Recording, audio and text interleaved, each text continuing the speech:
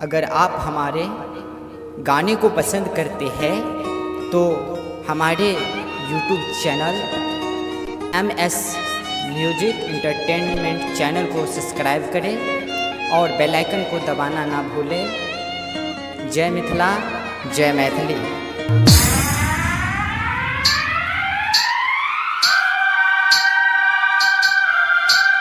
Singing by छोटू गोधनपुरिया।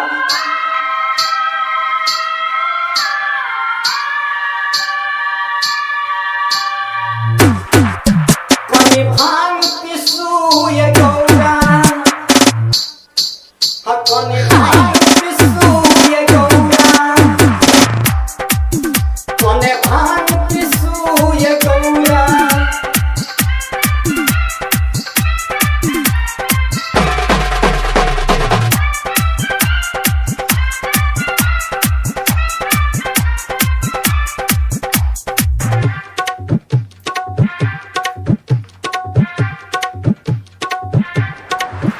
भोला देव घर घुमा दिया हमारा, हम करही छी निहोरा। भोला देव घर घुमा दिया हमारा, हम करही छी निहोरा। पहले भुइया बिठा के बोरा, कने भांग पिसू ये गौरा। पहले भुइया बिठा के बोरा, कने भांग पिसू ये गौरा। भोला देव घर घुमा दिया हमारा, हम करही छी निहोरा। भोला देव घर घुमा दिया हमारा, हम करही छी निहोरा। पहले भुइया बिठा के बोरा, कने भांग पिसू ये गौरा। पहले भुइया बिठा के बोरा, कने भांग पिसू ये गौरा। कने भांग पिसू ये गौरा। हाँ भांग पिसू ये गौरा। डीजे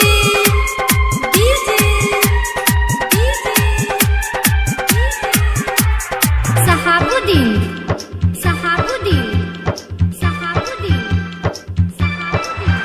भोला भंगिया ने हमरा पिसाबू, टूटैया हमर कलाई। भोला भंगिया ने हमरा पिसाबू, टूटैया हमर कलाई। केना जे बाजबू गौरा, अहाँ करू कोनो उपाय। हे एना जे बाजबू गौरा, अहाँ करू कनी उपाय। अब खाली काजू किशमिश हमरो खियाबू छोरा। अब खाली काजू किशमिश हमरो खियाबू छोरा। पहले भुइया बिठा के बोरा, कने भांग पिसू ये गौरा।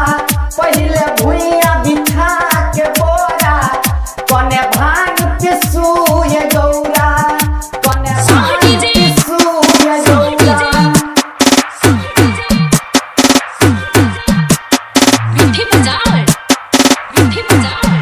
सुनू ये गौरा रानी, अहाँ मोह न अपन फुलाबू।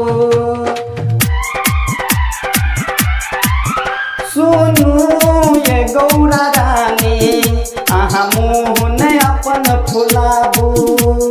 करू ने अहाँ तंग, हमरा दिल के न दुखाबू। हे यो करू ने अहाँ तंग, हमरा दिल के न दुखाबू। छोड़ू गाजा भांग भोला, हमरा संग बैसू असोरा।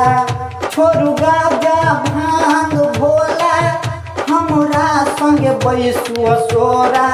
पहले भुइया बिठा के बोरा, कने भांग पिसू ये गौरा।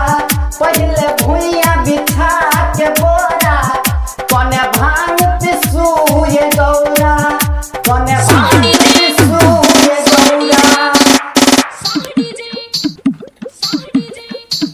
मीठे बाजार लाइट राइटर बउआ भजन लिखैया सुनू यो अहाँ बानी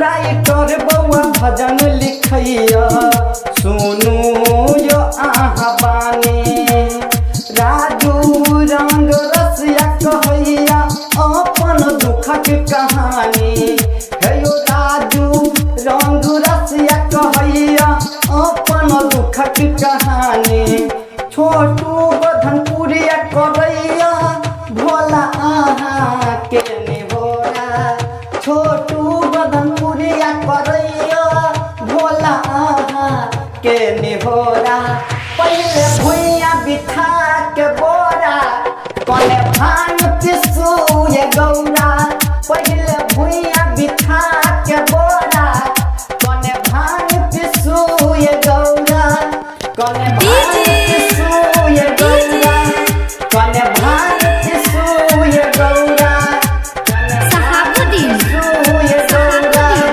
कने भांग पिसू ये गौरा कने भांग पिसू ये गौरा